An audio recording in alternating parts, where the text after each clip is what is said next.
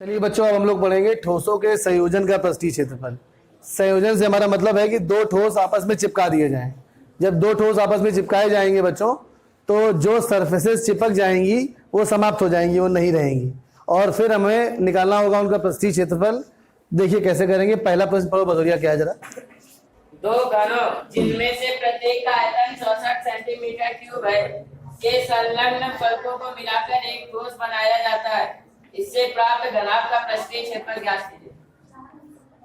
बैठ जाइए। यहां पर देखिए हमारे पास दो घन दिए गए हैं, प्रश्न में कह रहा है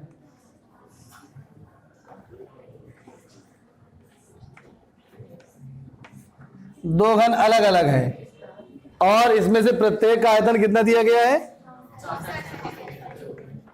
64 सेंटीमीटर क्यूब प्रत्येक का आयतन है। अब कह रहा है कि इन दोनों घनों को हमने ऐसे चिपका दिया। अब जब चिपकाएंगे तो बच्चों क्या होगा, जरा विजुलाइज करिए। ये सरफेस और ये सरफेस ये आपस में ज्वाइन हो जाएगी, मतलब गायब हो जाएगी। अब जब हम चिपकाएंगे तो कुछ इस प्रकार से हमें क्या मिलेगा, ये जब हम इसको चिपका देंगे तो अब हमें घनाभ मिल जाएगा।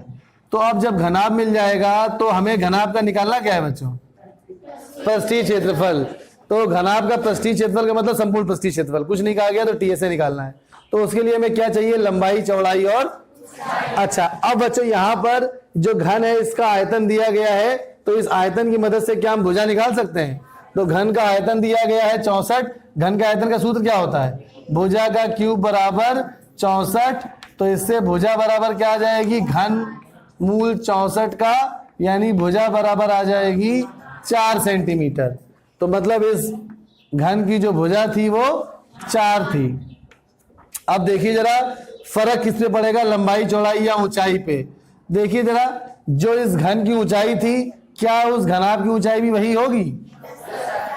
चौड़ाई भी क्या वही होगी? फर्क किसमें आएगा? लंबाई में। ये 4 और ये 4, तो ये 4 + 4 अर्थात कितनी हो गई? 8। तो जो घनाभ बना है हमारे पास, तो हम लिखेंगे घनाभ की लंबाई L बराबर वो हो जाएगी 4 + 4 बराबर 8 सेंटीमीटर। चौड़ाई 4 सेंटीमीटर ही रहेगी और ऊंचाई भी 4 सेंटीमीटर ही रहेगी। उसके बाद घनाभ का संपूर्ण पृष्ठ टीएसए। तो घनाभ का संपूर्ण पृष्ठ क्या होता है? Twice LB + BH + LH। अब आप सारे मान रख के गुणा भाग करके आंसर निकाल लेंगे। चलिए सवाल नंबर 2 पे आ जाते हैं। पढ़ो भाई बताइए, दूसरा सवाल क्या है? कोई बर्तन एक खोखले अर्धगोले के आकार का है। बस रुक जाइए जरा।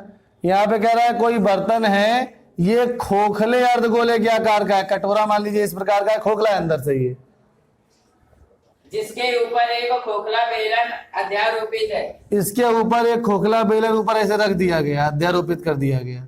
अर्धगोले का व्यास 14 सेंटीमीटर। अर्धगोले का व्यास जो है वो 14 सेंटीमीटर है, मतलब त्रिज्या हो जाएगी 14/2 यानी 7 सेंटीमीटर।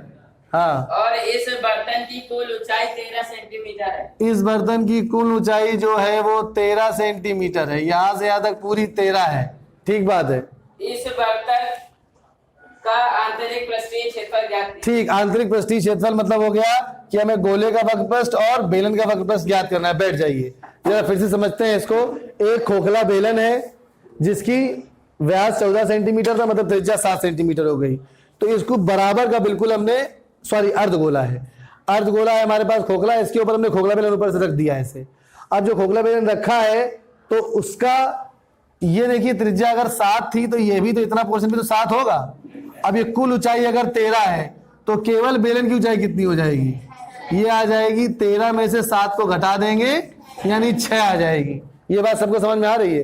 तो बेलन की ऊंचाई हो गई 6। अच्छा, बेलन की त्रिज्या कितनी होगी? वो भी तो 7 ही होगी।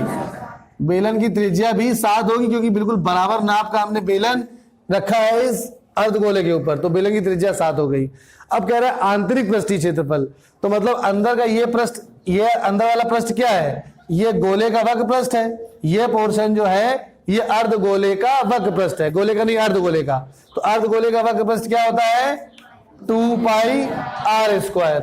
और ये अंदर का पोर्शन क्या है? ये जो अंदर का पोर्शन है ऐसा, ये बेलन का वक्र पृष्ठ है अंदर की तरफ से। यहां पर जब तक हमें बर्तन की थिकनेस ना दी जाए तो हम थिकनेस पे विचार नहीं करेंगे कि बाहर का अलग होगा अंदर का अलग होगा। जब प्रश्न में कहा जाएगा कि मेटल शीट इतनी मोटी है तब थिकनेस यानी हम उसकी शीट की मोटाई पे विचार करेंगे, अभी हम एक ही मानेंगे।